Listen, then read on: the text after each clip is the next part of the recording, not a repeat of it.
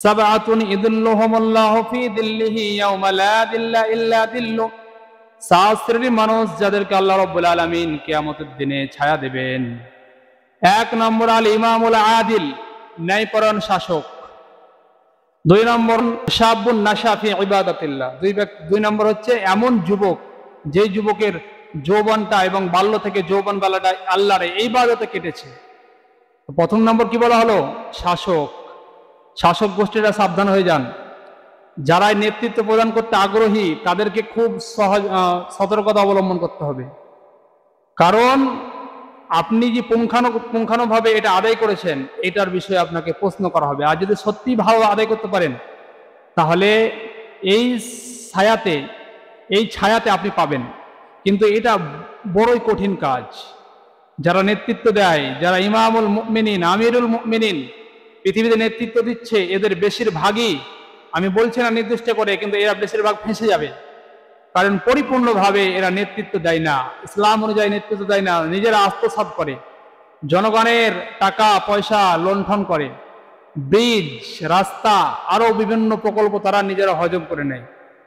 এই শাসকরা ছায়া পাবে না। এদেরকে আল্লাহ রাব্বুল আলামিন আরেকটা হাদিস এসেছে, কুল্লুকুম রাঈন ওয়া কুল্লুকুম মাসউলুন আন রাইয়াতিহি, তোমরা প্রত্যেকে দায়িত্বশীল, তোমাদের প্রত্যেকের দায়িত্বের বিষয়ে আল্লাহ রাব্বুল আলামিন জিজ্ঞাসা করবেন। আর জিজ্ঞাসিত হতে হবে কোন বিষয়টা আপনাকে যেভাবে পালন করতে বলা হয়েছে আপনি যদি পালন না করেছেন তাহলে আপনাকে এই বিষয়ে জবাবদিহিতা করতে হবে। অতএব যদি ভালোভাবে নেতৃত্ব দেওয়ার ক্ষমতা থাকে, দিনদার হন, পরেশগার হন, নেতৃত্ব চাইবেন না। যদি মানুষরা জোর করে বানিয়ে দেন তারপরে আল্লাহর হুকুম অনুযায়ী আপনি সেটাকে পালন করবেন। আর যদি পালন করতে পারেন তাহলে আপনার জন্য সুসংবাদ, আরো সে ছায়ায় আপনার আশ্রয় হবে ইনশাআল্লাহ। দুই নম্বর শাবুন নাশা ফি ইবাদাতিল্লাহ, এমন যুবক যে যুবকের ইবাদতে আল্লাহ, তার যৌবনটা আল্লাহর ইবাদতে বড় হয়েছে, সে আল্লাহর ইবাদতে কেটেছে। আমাদের যুবকরা কিভাবে বয়স হয়ে যাবে তখন থেকে নামাজ পড়বো, আর যৌবনে তাস খেলবো, জুয়া ইত্যাদি, নাকি? ভাইরা আমার, আপনার মতো কত যুবক শুয়ে আছে পৃথিবীতে কবরে।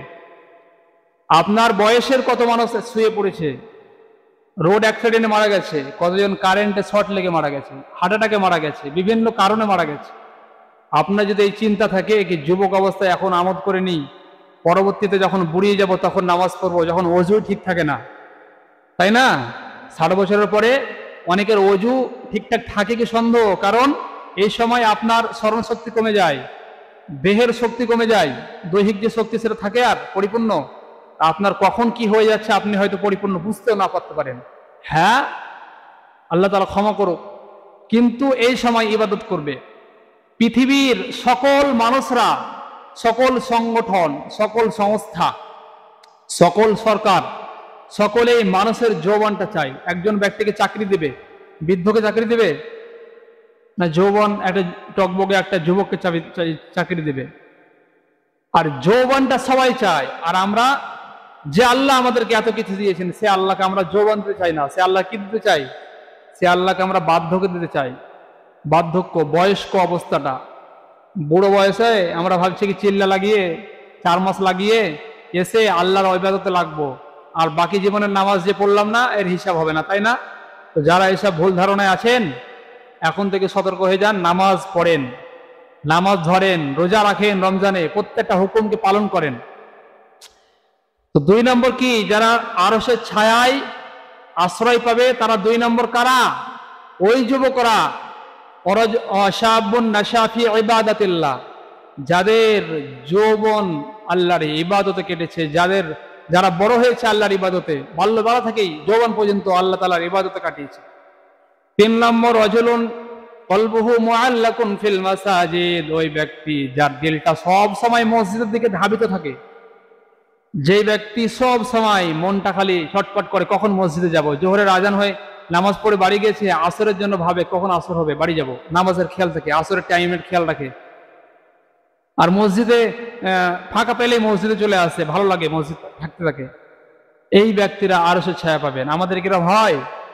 আসরের পরে মগরিবের জন্য ওয়েট করি, মগরিবের পরে এশার জন্য ওয়েট করি, এশার পরে ফজরে ঘুম ভাঙে, ওয়েট করেন কি মগরিবে আসর এশা পড়ে এসছি, অবশ্যই ফজরটা আমাকে জামাত ধরতে হবে। যদি আপনার এরকম অনুভূতি থাকে নিজের মধ্যে তাহলে অবশ্যই আপনি আরশের ছায়া পাবেন। 4 নম্বর, রাজুলানে তাহাব্বা ফিল্লাহ ইজতামা আলাইহি ওয়া তাফাররাকা আলাইহি, ওই দুই ব্যক্তি যারা একে অপরের সাথে আল্লাহ রাব্বুল আলামিনের জন্যই মহব্বত করে। কার জন্য মহব্বত করে? একে অপরের সঙ্গে ভালো সম্পর্ক কিসের জন্য রাখে? আল্লাহর জন্য। ইজতামা আলাইহি ওয়া তাফাররাকা আলাইহি, আল্লাহর জন্যই তারা একে অপরের সাথে, আল্লাহর জন্যই একে অপরের সাথে মহব্বত রাখে, নিজেদের মধ্যে সম্পর্ক ভালো রাখে, আর আল্লাহর জন্যই তারা কারোর সঙ্গে সম্পর্ক বিচ্ছিন্ন করে। অতএব মহব্বত রাখতে হবে কার জন্য? কথা বলেন, কেউ কেউ কিছুই বলছেন না, কেউ শুনছেন না, ঘুমাচ্ছেন। মহব্বত হবে আল্লাহর জন্য। কার জন্য? নাকি টাকার জন্য, না অন্য পদের জন্য, না পার্টির জন্য, দলের জন্য, বংশের জন্য, বন্ধুত্বের জন্য? এর জন্য মহব্বত হবে? তা আমরা বংশগতভাবে দুশ্মনী করে কারোর সঙ্গে শত্রুতা পোষণ করবো? আমার বংশের সঙ্গে লড়াই করছে মানে সে ভুল করুক আর সঠিক করুক, আমার বংশের লোকের সঙ্গে ঝগড়া মানে আমার বংশের লোকে সাথ দিতেই হবে। এটাকে বলা হয় আসাবিয়াত। কি বলা হয়? আসাবিয়াত। এটা জায়েজ নেই। মুমিন কার সাথ দেবে? মুমিন সাথ দেবে হকের, আল্লাহর বিধানের সাথ দেবে। ওই দুইজনের মধ্যে যে হক, যে সত্যের মধ্যে আছে, যে ভালো কাজ করছে তার সঙ্গে সাথ দিতে হবে, আপনার ভাই হলেও। এই মানসিকতা আছে? আপনার ছেলে যদি আরেকজনের সঙ্গে লড়াই করে আসে, আপনি কি বলেন? কেমন মার খেয়ে এলি, তুই তাকে মেরে আসতে পারলি না? এই মানসিকতা আমাদের আছে। এইরকম মানসিকতা থেকে বেড়ে আসতে হবে। যদি আরশের ছায়া চান, ভালোবাসতে হবে কার জন্য? আল হুব্বু ফিল্লাহ আল বুগযু ফিল্লাহ, ভালোবাসতে হবে আল্লাহর জন্য, শত্রুতা রাখতে হবে আল্লাহর জন্য। আল্লাহর যারা দুশ্মন, দ্বীনের যারা দুশ্মন, ইসলামের যারা দুশ্মন, কোরআনের দুশ্মন, আলেম ওলামার দুশ্মন, এদের সঙ্গে শত্রুতা রাখেন, এদেরকে শত্রু মনে করেন, এরা শয়তান।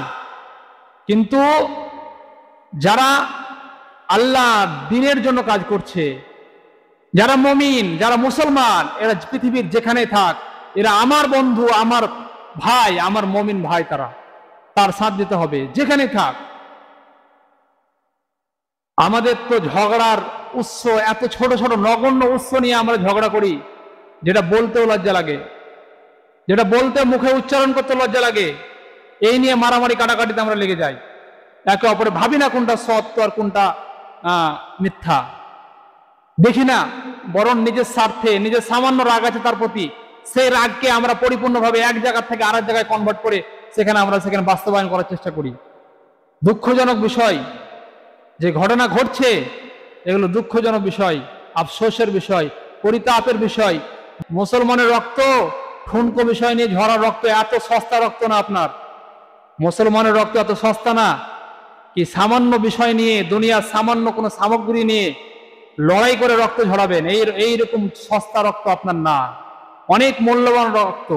একজন মুমিনের সম্মান, ইজ্জত, রক্ত অতটা মহান, অতটা পবিত্র, অতটা সম্মানিত, যেমন এই কাবা ঘরের মহান সম্মান আছে তোমাদের কাছে। এই কাবা ঘরের মতো একজন মুমিনের সম্মান, আবরু ইজ্জতের সম্মান দিতে হবে, সে যেমনই হোক, পাপী হলেও। তার কোনো বিষয় নিয়ে লোক সমালোচনা করা যাবে না।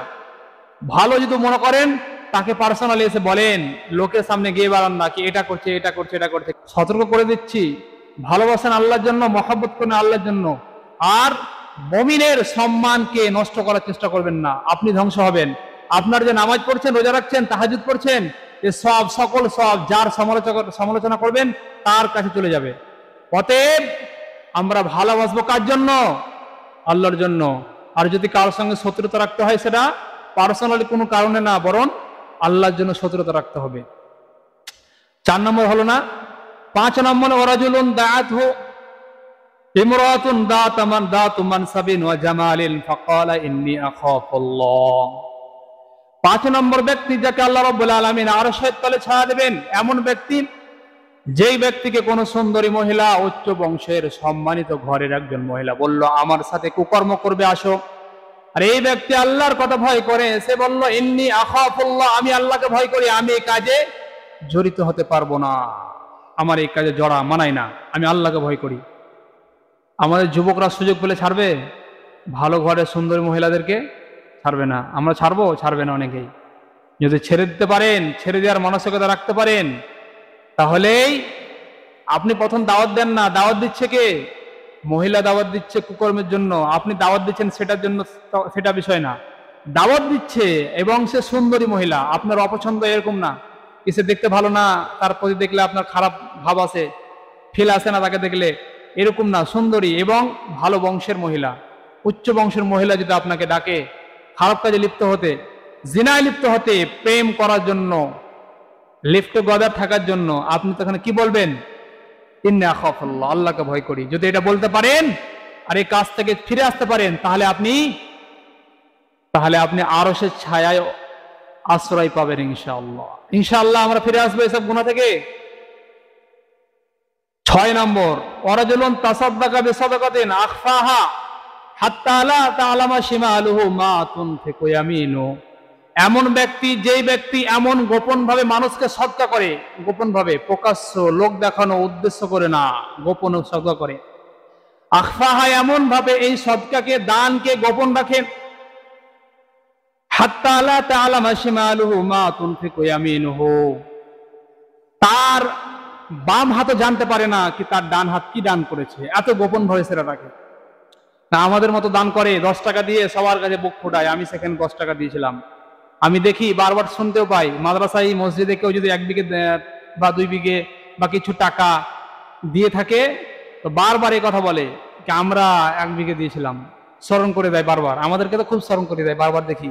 আমি যেখানেই গেছি, যেখানেই তাদের জায়গা দিয়ে আছে, টাকা দিয়ে আছে, প্রায় লোক স্মরণ করে দেয়, জি আমরা, আমাদের জায়গা ছিল, এটা আমরা দিয়েছি। তো এটা দান, এই তো প্রতিফলটা আপনি সোনাম নিয়ে নিচ্ছেন, এটি প্রতিফলকে আল্লাহর কাছে পাবেন। এই দানের কথা এখানে বলা হয়নি, দানের কথা বলা হয়েছে এমন যে দান আপনি এমন ভাবে দেবেন মানুষ বুঝতেই পারবে না। একটা হাদিসে এসেছে সব থেকে উত্তম দান 3 শ্রেণী মানুষ আল্লাহর কাছে পছন্দনীয়, সম্ভবত তাদের মধ্যে 1 শ্রেণী বা এরকম দানি, যেই লোকটা একটা ফকির হলো একটা লোকের কাছে, কিন্তু তারা অনেকজন বসেছিল, কিন্তু তাদের মাঝখান থেকে সেই ব্যক্তি এমন ভাবে তাকে দান করলো, কেউ জানতে পারলো না কিসে দান করেছে। আমরা এরকম দান করি না, কেউ না জানলেও আমরা বাড়িতে রাস্তায় যেতে যেতে বলি এখানে দিলাম টাকা। মাদ্রাসায় মসজিদে দিলে বুক ফুলিয়ে বলতে বলতে যায় এখানে এত টাকা আমি দিয়েছি, আমার কর্তব্য চলবে। অনেকে আবার মসজিদ মাদ্রাসায় দান করে ওখানকার কর্তৃত্ব হতে চান, আমি মাদ্রাসায় এই টাকাটা দিলাম, আমাকে নিশ্চয়ই একটা মেম্বার করে দেওয়া উচিত, মসজিদে আমার এত অবদান আছে, আমার বাবার এই টাকা দিয়ে মসজিদ তৈরি হয়েছে, তাহলে আমাকে মসজিদে সেক্রেটারি করে দেওয়া উচিত। এরকম অনেকে আছে, আমি এখানকার এটা জানি না এখানে আছে কি নাই, তবে অনেক জায়গায় এরকম শোনা যায়। এখানে আলহামদুলিল্লাহ বেশিরভাগ ভালো লোক, আপনারা ভালো, আপনাদেরকে বলছি না। তো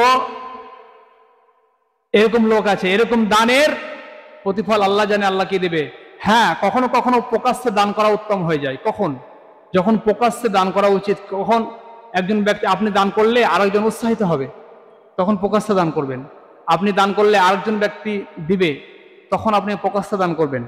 কিন্তু নিয়ত থাকতে হবে আল্লাহর জন্য। আপনি যদি এখানেও নিয়ত করেন কি প্রকাশ্যে দেবার উদ্দেশ্য তো আছে, এর সাথে সাথে মানুষে জেনে নেবে কি হ্যাঁ লোকটা একদম বটে, দানি বটে একটা, তো এখানে আপনার দানটা, টাকাটা বেকার যাবে, এর প্রতিফল আপনি পাবেন না। অনেক হাদিস এসছে, মনে আছে, মানে বলার সময় নাই, টাইম শেষ হয়ে গেল। আমি তো কয়েক 10-12টা হাদিস দেখে এসেছি, একটা হাদিস শেষ হচ্ছে না, দেন টাইম শেষ হয়ে যাচ্ছে। কত আয়াত দেখে এসেছি, ওটাও শেষ হচ্ছে না, টাইম শেষ। তো যাই হোক, তো এই হাদিসটা শেষ করি। তো দান করতে হবে আল্লাহর জন্য, প্রকাশ্যে যখন প্রয়োজন প্রকাশ্যে, এবং সাধারণ অবস্থায় গোপনে দান করতে হবে। এবং এই দানের প্রতিফল শুধুমাত্র আল্লাহর কাছে চাইবেন, মানুষকে বলে বেড়াবেন না, কারণ বলে বেড়ালে আপনার দান বেকার দেওয়া হয়ে গেছে। আপনি দিয়েছেন, সে উপকার হয়ে গেছে, মাদ্রাসায় লেগে গেছে, কিন্তু আপনি সব পাবেন না। অতএব একটা হাদিসে এসছে এরকম অনেকজন ব্যক্তিকে ডাকবে, একজন দাতাকে ডাকবে, একজন শহীদকে ডাকবে, একজন আলিমকে ডাকবে, কারিকে ডাকবে। তাদেরকে বলা হবে তোমরা এই কাজ করেছো, এরকম নিয়ামত দিয়েছিলাম, তোমরা কি এর প্রতি কি আমল করেছো? তারা বলবে আল্লাহ তুমি যা দিয়েছিলে এর প্রতি এরকম এরকম করেছি। তা আল্লাহ বলবে লোকের জন্য করেছো, লোকের সুনামের জন্য, খ্যাতির জন্য করেছো, অতএব সুনাম খ্যাতি পেয়ে গেছো, এবার জাহান্নামে যাও। তাদের মুখকে টেনে, পাকে ধরে টেনে তাকে উপর করে জাহান্নামে নিক্ষেপ করা হবে।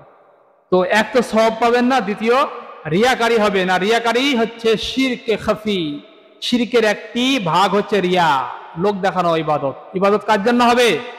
আল্লাহর জন্য। তাহলে 6 নম্বর দান কি? 6 নম্বর কি? 6 শ্রেণীর মানুষ যারা আরশের নিচে ছায়া পাবে তারা ওই মানুষ যারা গোপনে দান করে। 7 শ্রেণী, ওয়ারাজুলুন যাকারাল্লাহু খাফিয়ান ফাফাযাত আইনাহু, এমন ব্যক্তি যে ব্যক্তি আল্লাহর স্মরণ করে একাকিত্ব জায়গায়, নির্জনে নিরিবিলি এলাকায়, আর আল্লাহর ভয়ে আল্লাহর মহব্বতে তার চোখ দিয়ে পানি চলে আসে, এই ব্যক্তিকে আল্লাহ রাব্বুল আলামিন আরশের তলে ছায়া দেবেন। কখনো কি আল্লাহর জন্য চোখে পানি এসছে? মনে আছে কখনো? লাস্ট কবে কেঁদেছেন বলেন তো আল্লাহর জন্য? আল্লাহর মহব্বতে লাস্ট কবে কেঁদেছেন মনে আছে? লাস্ট, ফার্স্টেই তো নেই, লাস্ট আর কি হবে? প্রথমেই তো কাঁদিনি এখনো মনে আমরা তো, লাস্ট মনে হয় কারোর আর হয়নি, হলেও হয়তো কয়েক বছর, কয়েক মাস, কয়েক দশক চলে গেছে। লাস্ট কেঁদেছেন কবে আল্লাহর জন্য মনে আছে? মনে নেই। আপনার যে আল্লাহর জন্য কান্না আসছে না, এর জন্য কান্না করা উচিত। এই কান্না কেন আসছে না? এর জন্যই কান্না করা উচিত ছিল। আল্লাহর জন্য কাঁদতে হবে না আগে লোকের জন্য, টাকার জন্য। যুবকরা ডিপ্রেশনে যায় যদি একটা ডিভোর্স হয়ে যায়, কি বলে, ব্রেকআপ হয়ে গেলে কান্না করে যুবকরা, রাত দিন কান্না করে, বালিশে মুখ দিয়ে খাবার বন্ধ করে দেয়। ওই যুবককে প্রশ্ন করুন, আল্লাহর জন্য কখনো কেঁদেছো? সে বলবে আল্লাহর জন্য আবার কাঁদতে হয়? তাকে প্রশ্ন করুন, জানেই না। অতএব কান্নাও আল্লাহর জন্য হয়, ভালোবাসা আল্লাহর জন্য হয়। তা আমরা নিশ্চয়ই এই 7 শ্রেণীর লোকের মধ্যে অন্তর্ভুক্ত হওয়ার চেষ্টা করব ইনশাআল্লাহ। মুখে বলেন, জোরে বলেন। মসজিদে ভালো কথা বললে গুনাহ হবে না, গল্প করতে মানা আছে।